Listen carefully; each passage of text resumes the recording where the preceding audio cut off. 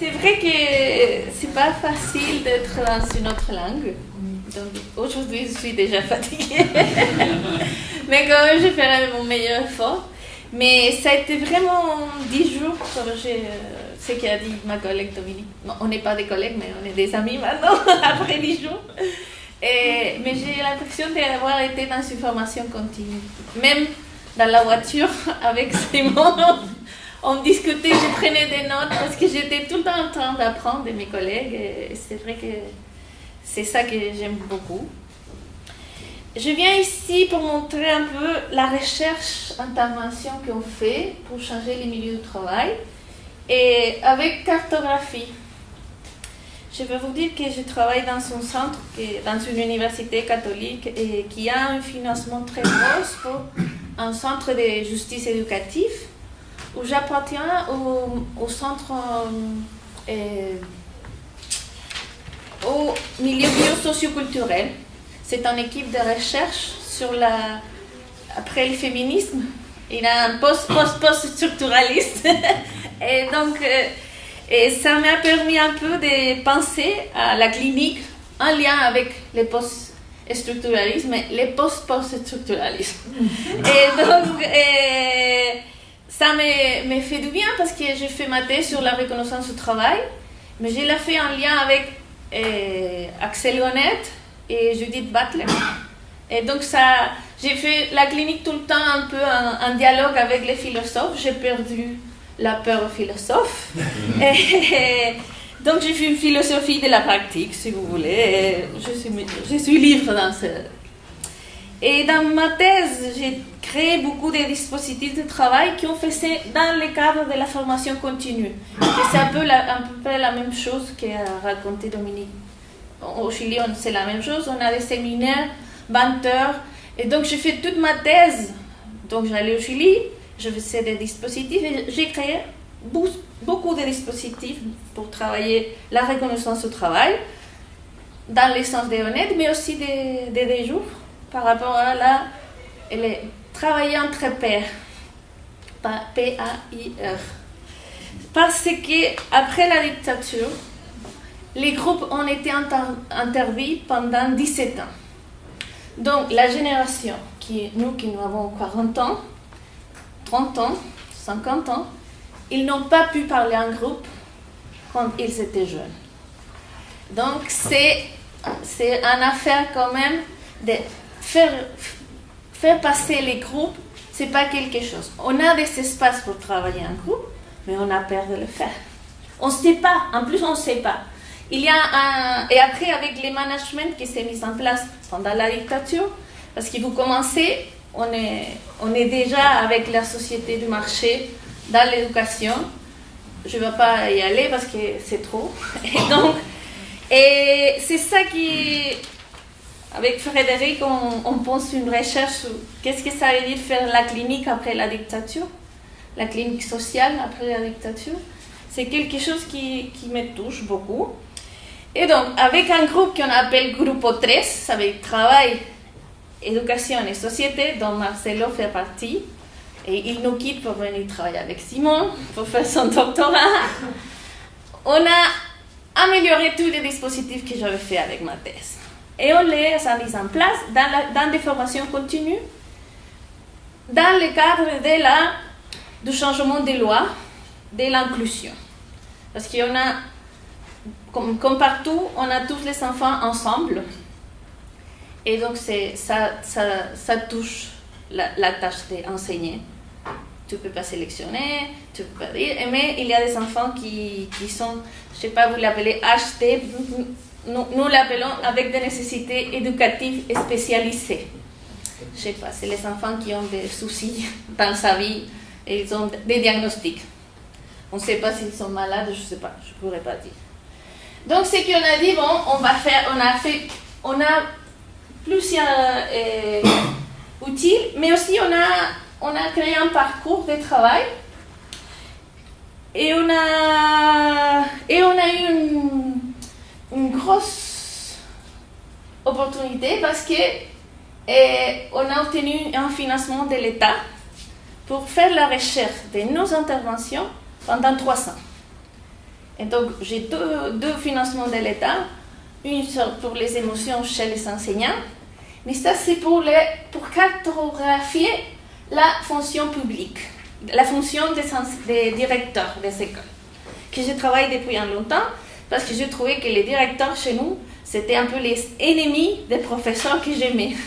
Donc, comme ils étaient les méchants, je voulais aller travailler avec eux. Et j'ai fini pour les aimer aussi. Et donc, on a travaillé ce dispositif-là aussi avec des directeurs du Paraguay, parce qu'on fait beaucoup la coopération avec Sud-Sud. Et on a travaillé ce dispositif-là avec les directeurs du Paraguay. Ils nous aiment beaucoup. D'abord, ils nous ont donné 1 jour de formation, après 3 jours de formation, et pour l'année prochaine, on a 5 jours de formation. Parce qu'ils ont fait une lettre qu'ils voulaient travailler vraiment avec nous, avec Marcelo Ma et toute l'équipe. Donc, l'objectif de ma présentation, c'est pour ça que je dis que je travaille avec la philosophie. Je vais présenter la méthode de Deleuze et Guattari, en lien avec la notion d'agentivité, je ne sais pas si j'ai bien traduit, les cliniques du travail, et penser la recherche et l'éducation en sciences humaines dans les temps de management. J'ai mis un peu beaucoup sur les gens les Suédoises, parce qu'ils sont une économie de marché à peu près similaire à la nôtre.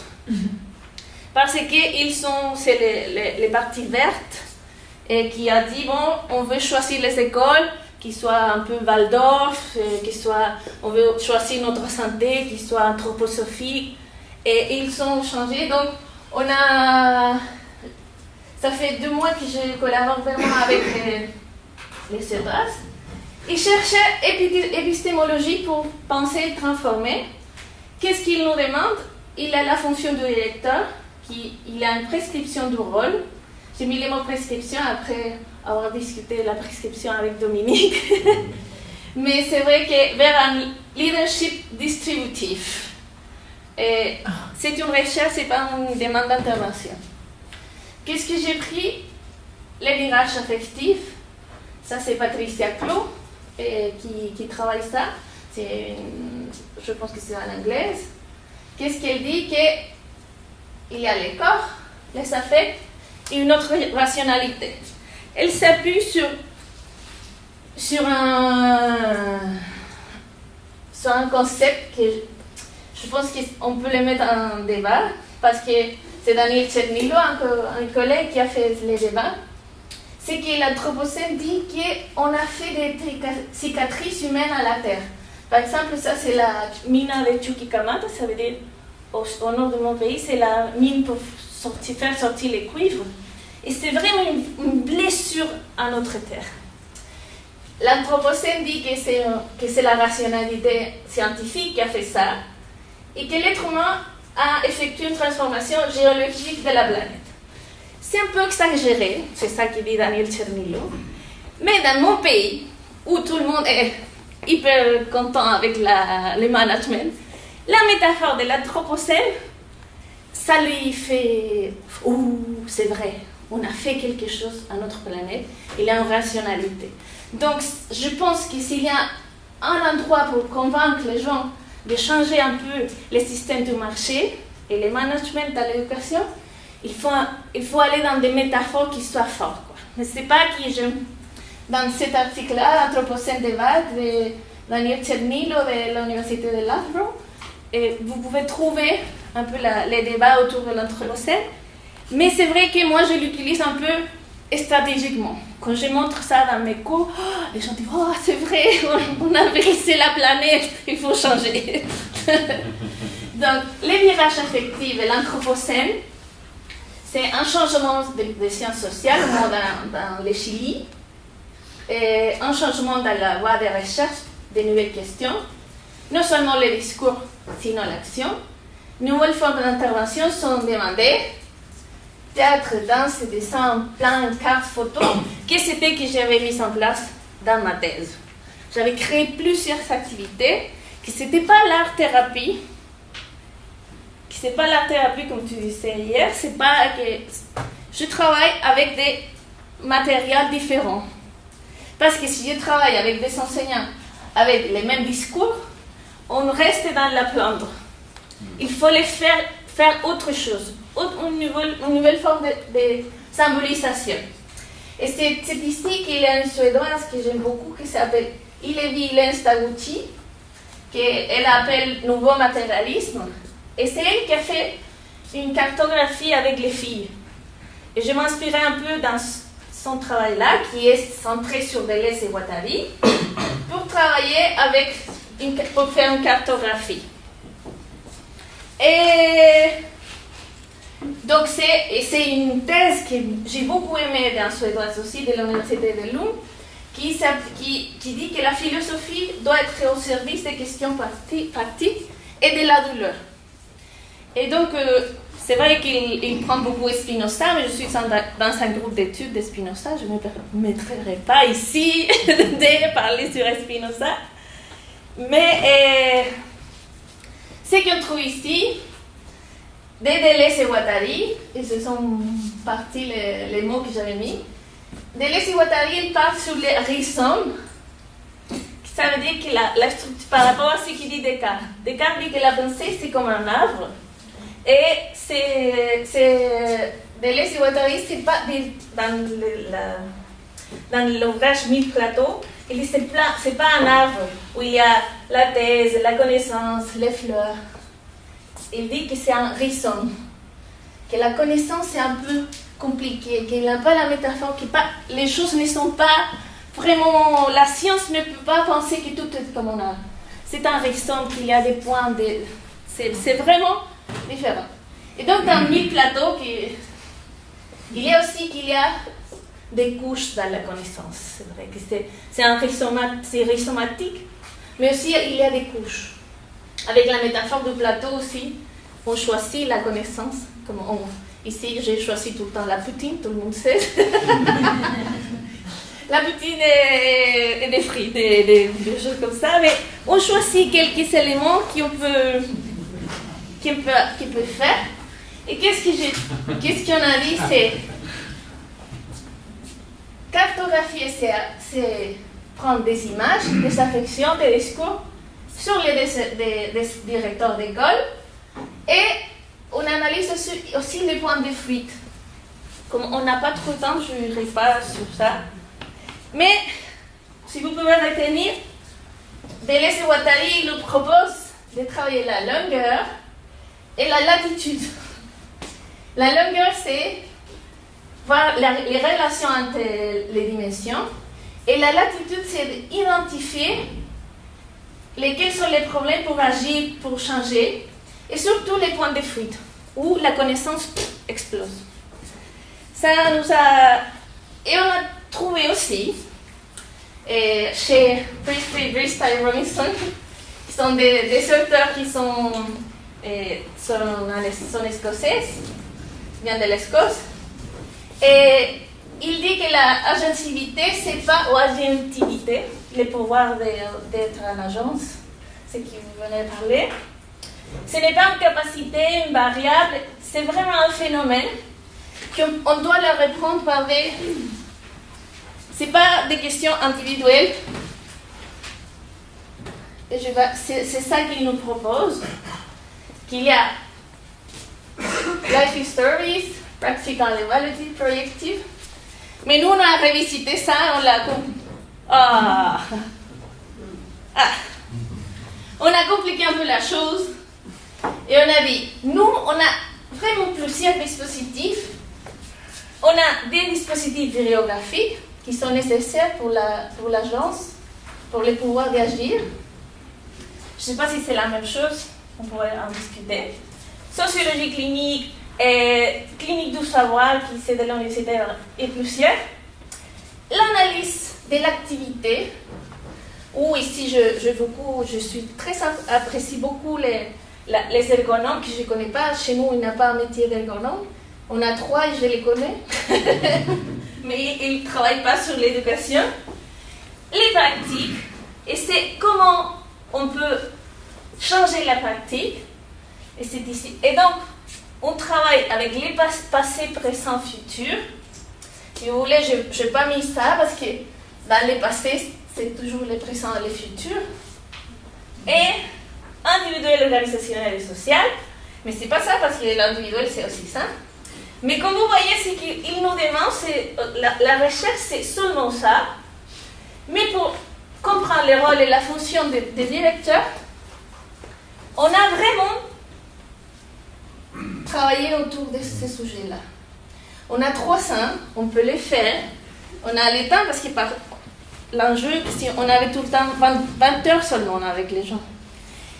Et ici, si je peux vous montrer, il y a des dessins, l'analyse du rôle, il y a plein des outils qu'on a développés. Et la clinique de l'activité, la sociologie clinique, l'éducation populaire, l'analyse pratique, dans les parties évaluatives, que c'était les trucs d'à côté. Qu'est-ce qu'on veut? On veut analyser les pratiques, reconnaissance des beautés, et faire un travail entre pairs, travail réel et travail prescrit. Et ça me fait beaucoup de sens ce qu'il dit Dominique sur la compétence. C'est là où on voit qu'on travaille les trucs. Je vais là, non? Si vous voyez, ça c'est... On doit travailler les aspects culturels, structurels, matériels. Pourquoi? Pour faire un métier. Et c'est par ça. Pourquoi ça nous intéresse? D'abord pour faire des micro-expériences, del Podemos espagnol ou la cherchée de la politique vraiment, Pichon Vivier, Simon Vivier, et... Tu as vu, c'est... Ouais, merci.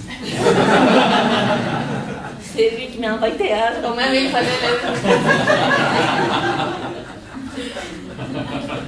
Pour nous, la santé mentale, c'est parler du travail, partager le travail, penser le travail dans les collectifs, reconnaissance des beautés, coopération, analyse de la pratique. Ça m'intéresse beaucoup, réfléchir autour de la collégialité. Changement du rôle de manière plus humaine, et non par la loi. C'est